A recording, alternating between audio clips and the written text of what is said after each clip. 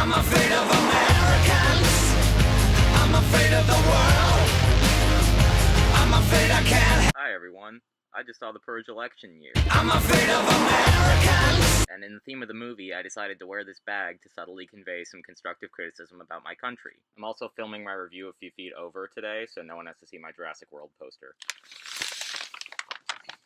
Gave up on that really fast. Sorry about the lighting change, but I don't care. So, I just saw the Purge election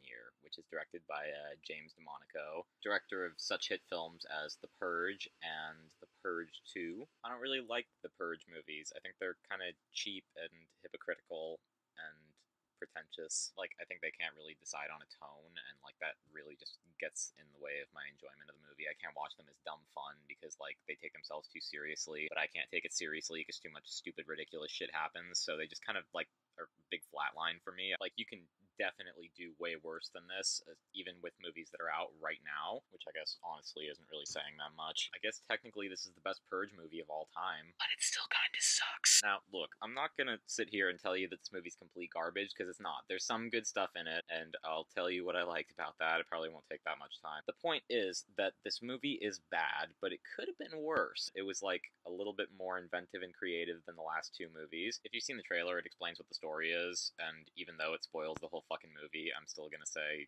go watch the trailer if you want to know what this movie's about, because I just don't want to explain it. Once again, this movie stars Frank Grillo and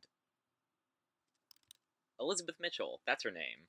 I just remembered it on my own. No one's help at all. And honestly, if I did have to give one positive about this movie, it would definitely be Frank Grillo's character, because he's far more interesting than anyone else. He's actually pretty consistent, and like there's some genuine humor that they actually get from his character in this movie. Like, there's this one part early on, this doesn't spoil anything, don't worry, but like there's one part where he's just kind of walking around with like these like politician senator type people, and basically like one of the guys says something that he disagrees with, and so he like jokingly threatens to throw the guy down the stairs, and the guy's response is just like, don't do that. And it was actually pretty funny. Like, it wasn't trying too hard, but it stayed true enough to him where you could see that he has moved on to a new thing and is kind of in a weird dynamic that he's not super used to. It's good storytelling, at least in that one scene it was. Guess I'll talk about the negatives now. I'll start off with some little annoying nitpicky things, cause that's me. I noticed the ADR was really shit in this movie. Like, at one point, Frank Grillo goes, "Stay here," to which Elizabeth replies, "Okay, boss." Like, it actually looked that bad. At one point towards the end of the movie, someone even went, "One more move." There was like one point where a guy steps in front of the White House on a news show, but it's like the worst green screen of all time. Like, it looks like this bad. Another technical thing that really bothered me was towards the beginning, some people get shot in the head, and it literally cuts to black the second of impact to avoid showing the impact. Then it comes back in, and you see some like CGI blood like fly off of someone's head, basically. And it's like a really bullshit way of like cheating the violence, and I wouldn't have so much of a problem with hiding the violence if this movie didn't revel in it so often. There are so many times when people really just show up so someone can die on screen because they can't kill any of the main characters. And then like they started doing it more later too. Like, someone's using a shotgun and they get really up close and blow like 3 people away, and every time it cuts and it looks fucking terrible. Each time it completely ruined it. It not only completely strips the realism from the scene, but it just destroys the tension because you remember that it's all fake and that none of this matters. If they can just cut away from the violence now, then they could just do it later too. That's what I mean about the general kind of hypocrisy. At its core, this movie is kind of an anti-violence movie. That's just such a fucking joke, because there's so many like scenes of people just getting murdered in slow motion to like draw it out. It's so obvious that they want you to enjoy the violence in this movie, but sometimes the violence was presented in an overly grisly, unenjoyable way. Don't get me wrong, either of those kind of things can work in a movie. Like, I've seen examples of both of them working this fucking year, but in the same movie, it doesn't fucking work on a tonal level at all. It comes off so messy. Slow motion is like so hilariously misused too. Like, one time it slows down for someone to like angrily throw their apron on a counter. It's like so fucking stupid. There's also this really weird subplot that starts and ends super abruptly that's about like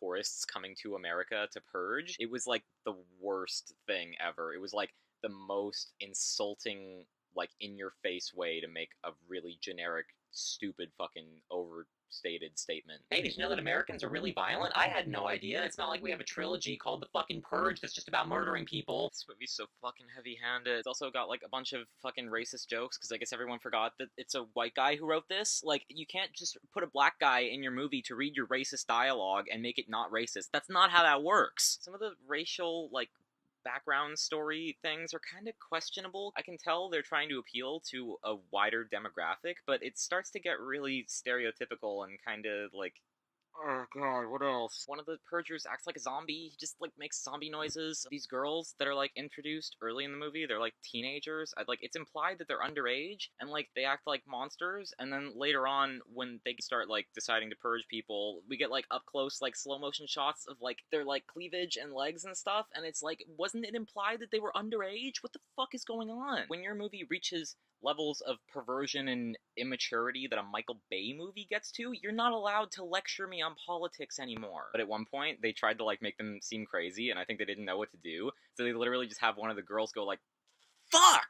And, like, that made me laugh. That was good. But really, all of that aside, what really kills this movie for me is the way that it treats politics and its audience. The villains in this movie are, like, the most through and through just pure evil politicians to ever exist. I don't think they even want money. I think they literally just like causing misery. Like, that's how it comes off. It's like the only way that the audience would know, like, which side of the argument is right is if they make the antagonist cartoonishly evil. And a good example with that is there's like a kind of a mercenary type guy who shows up. They, like, felt the need to put, like, a little Confederate flag, like, patch on his jacket. Like, we wouldn't have gotten from him murdering people that he's a bad person. We have to know he's a racist too. Fuck off. There's honestly just no getting around it. This movie thinks its audience is a bunch of fucking idiots, and, like, you can tell because there's a huge political side to this movie, but every time it comes back to that, it just dumbs it down, and, like,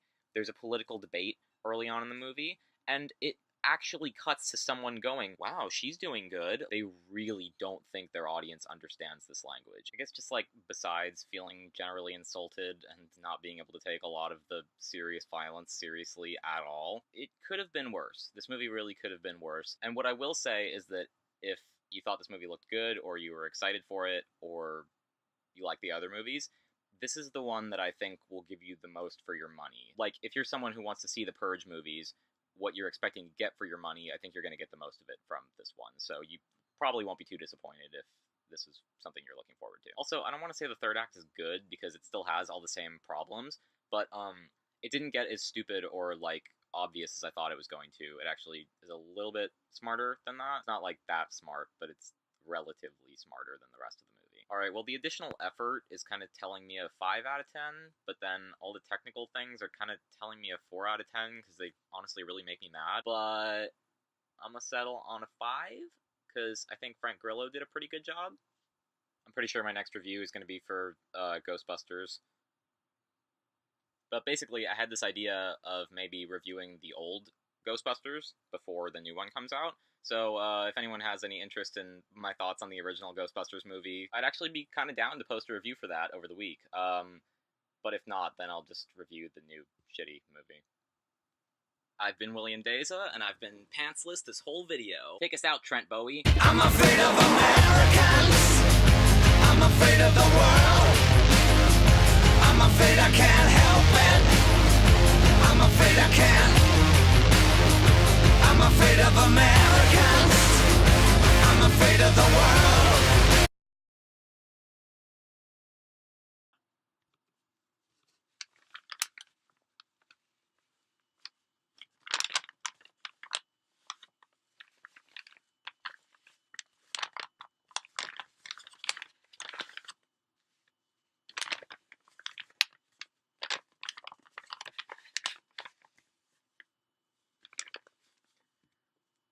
Hi, everyone.